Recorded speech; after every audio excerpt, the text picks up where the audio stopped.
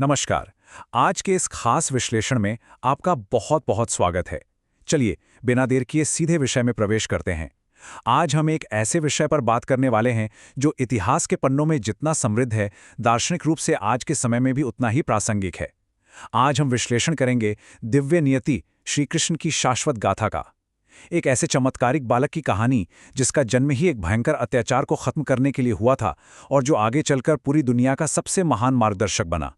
सच कहूं तो एक ऐसी गाथा है जिसमें भयंकर चुनौतियां हैं, अद्भुत चमत्कार हैं और जीवन को बदल देने वाले गहरे सबक भी छुपे हैं। तो पूरा ध्यान यहीं बनाए रखिएगा क्योंकि ये सफर बहुत ही ज्ञानवर्धक होने वाला है। सोचिए जरा, हम सभी अपनी जिंदगी में अपना भविष्य खुद बनाने की जद्दोजहद में लगे रहते हैं। लेकिन कल्पना कीजिए एक ऐसी स्थिति की जहां किसी के जन्म लेने से पहले ही उसकी नियति तय कर दी गई हो, और वो भी कोई छोटी मोटी नियति नहीं, बल्कि एक बेहद क्रूर और शक्तिशाली राजा के साम्राज्य को उखाड़ फेंकने की नियति। एक ऐसा नवजात शिशु जिसे मारने के लिए उस राजा ने हर संभव सीमा पार कर दी। शुरुआत से ही अगर आप देखें तो ऐसा लगता है कि इस बालक के बचने की कोई गुंजाइश ही नहीं है। दांव पर सब कुछ लगा था। तो आइए देखते हैं कि इस असंभव सी लगने वाली कहानी की शुरुआत आखिर होती कहां से है।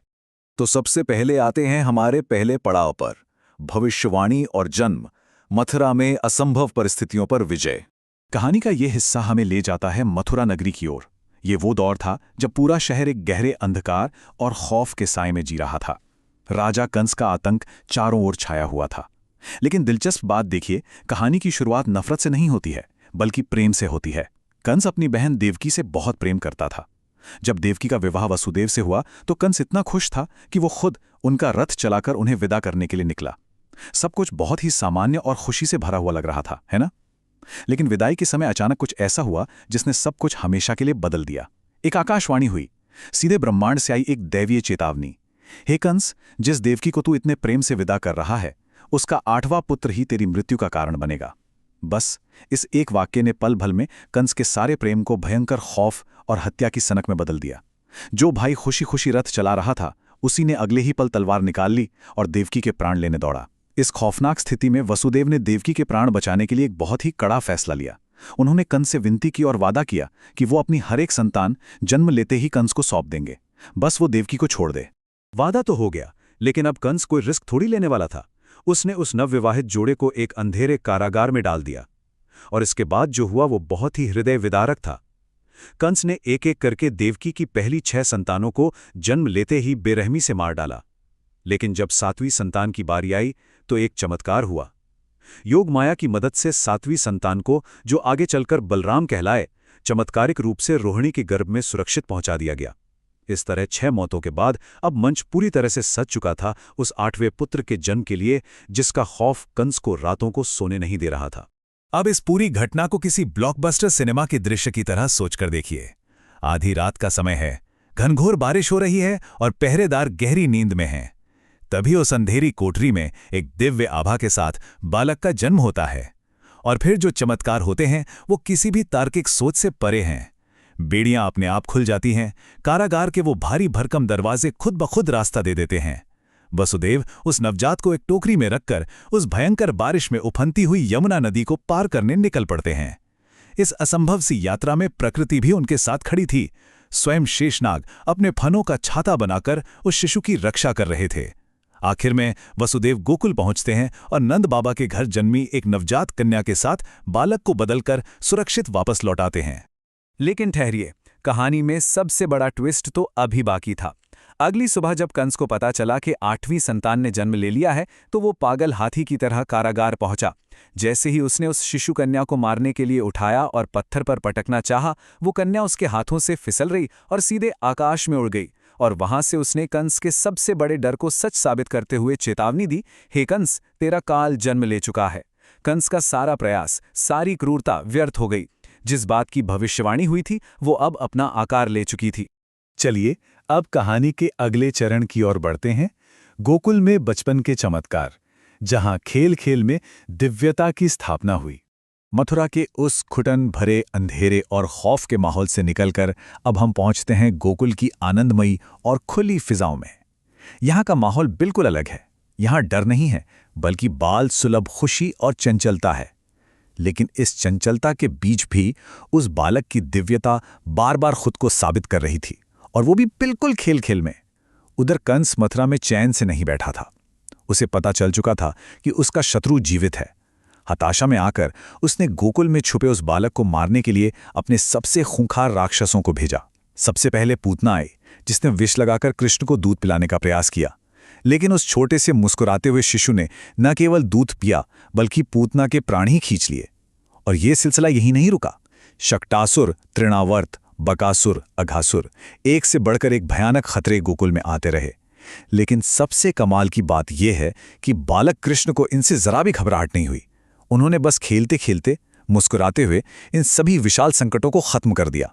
गोकुल के लोग भी हैरान थे कि भाई आखिर ये असाधारण बालक है कौन। और गोकुल वासियों के सवाल का जवाब बहुत ही सुंदर तरीके से सामने आता है। आपको वो मिट्टी खाने वाला किस्सा तो याद ही होगा। एक छोटे बच्चे ने खेलते हुए मिट्टी खा ली है और एक चिंतित माँ उसे डांटते हुए अपना मुंह खोलने के लिए कह रही है। बहुत ही आम सी बात लगती है ना। लेकिन जैसे ही कृष्ण मुंह खोलते हैं, माता यशोदा को वहां सिर्फ मिट्टी नहीं दिखती। उन्हें उस छोटे से मुख में संपूर्ण ब्रह्मांड के दर्शन हो जाते हैं।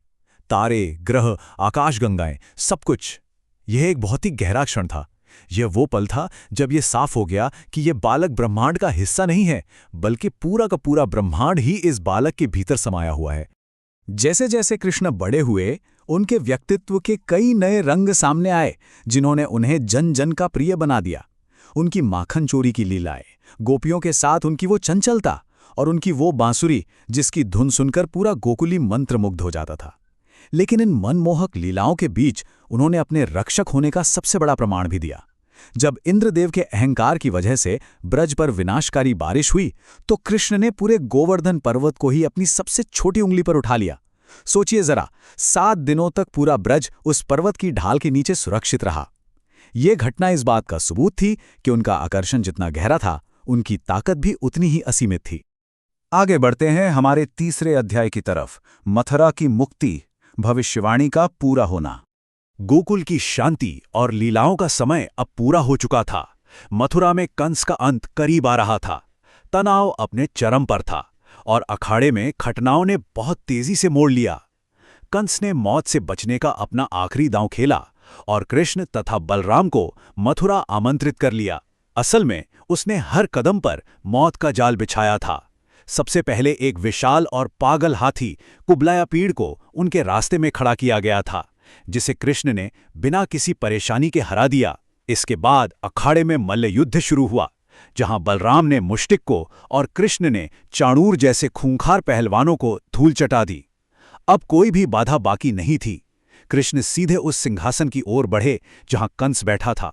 उन्होंने उस अत्याचारी राजा को पकड़कर भूमि पर गिराया और अंततः उसका वध कर दिया। सालों बाद मथुरा को आजादी मिली।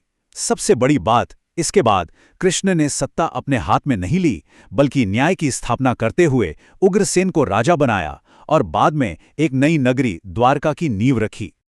अब वक्त है चौथे अध्याय का, कुरुक्षेत्र और भगवद गीता, शाश्वत ज्ञान प्रदान करना। समय अब काफी तेजी से आगे बढ़ता है। भौतिक युद्धों और साम्राज्य की स्थापना से बहुत आगे निकलकर अब कुरुक्षेत्र के मैदान में इतिहास का सबसे बड़ा वैचारिक संघर्ष होने वाला है। विशाल सेनाएं आमने सामने खड़ी हैं। बीच मैदान में महान योद्धा अर्जुन निराश हैं और एक गहरे भ्रम में हैं।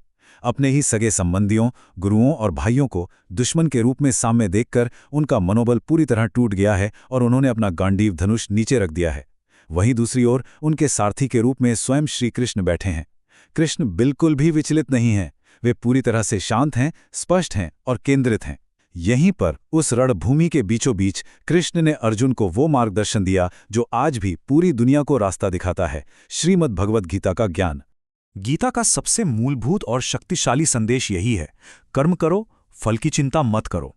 आज के इस दौर में भी ये कितना ज्यादा प्रासंगिक है। जब अर्जुन युद्ध के परिणामों को लेकर, हार और जीत को लेकर बुरी तरह डरे हुए थे, तब कृष्ण ने उन्हें समझाया कि हमारा अधिकार केवल और केवल हमारे कर्म पर है, उसके परिणामों पर नहीं।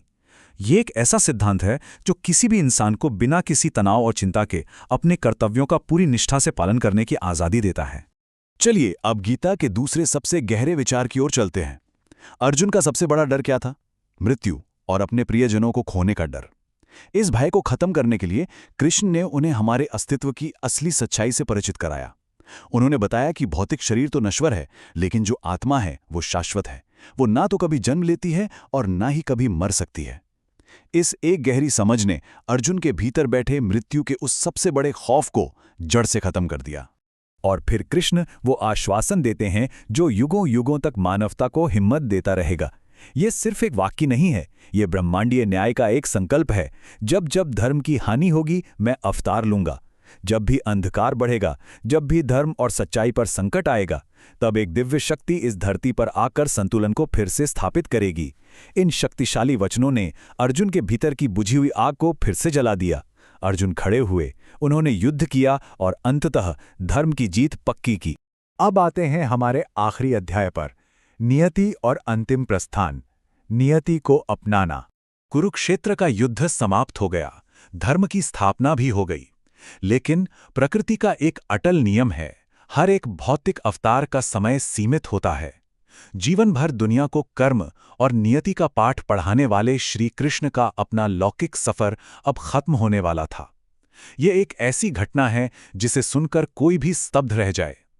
जरा सोचिए, जिसने बड़े बड़े असुरों और अत्याचारी राजाओं का वध किया, जिसने महाभारत के युद्ध की दिशा तय कर दी, उनका लौकिक अंत कैसे होता है? बहुत ही शांति से। एक दिन घने जंगल में कृष्ण एक पेड़ के नीचे विश्राम कर रहे थे। तभी जरा नाम के एक साधारण शिकारी ने दूर से उनके पैर को देखा। उसे लगा कि वह कोई हिरण है और उसने अनजाने में ही एक घातक तीर चला दिया। जब वह पास आया और उसने देखा कि उसके तीर से कौन घायल हुआ है, तो वह डर के मारे कांप उठा। सामने स्वयं ब्रह्मांड के रक्षक श्री कृष्ण थे। लेकिन उस पल भी कृष्ण के चेहरे पर कोई दर्द या गुस्सा नहीं था। उन्होंने उस घबराए हुए शिकारी को देखकर अपनी वो चिरपरिचित मुस्कान दी और बोले, डरो मत, ये सब नियति थी। सोचिए, जो पूर्ण रूप से स्वतंत्र है, जो सब कुछ कर सकता है, वो खुद भी नियति के विधान को कितनी विनम्रता से स्वीकार कर रहा है। इसके बाद उन्होंने अपनी ये दिव्य लौकिक लीला समेट ली और वापस बैकुंठ लौट गए। एक युग का अंत हो गया। तो क्या कहानी सच में यहीं खत्म हो जाती है? इस प्रश्न पर जरा विचार करें। क्या कोई दिव्य मार्गदर्शक वास्तव में हमें कभी छोड़कर जाता है? क्या उनका शरीर चले जाने से उनकी उपस्थिति खत्म हो जाती है? भौतिक रूप भले ही न रहे, लेकिन उनके द्वारा स्थापित किए गए मूल्य, उनके द्वारा दिया गया ज्ञान तो हमेशा जीवित रहता है ना? श्री कृष्ण कभी नहीं जाते।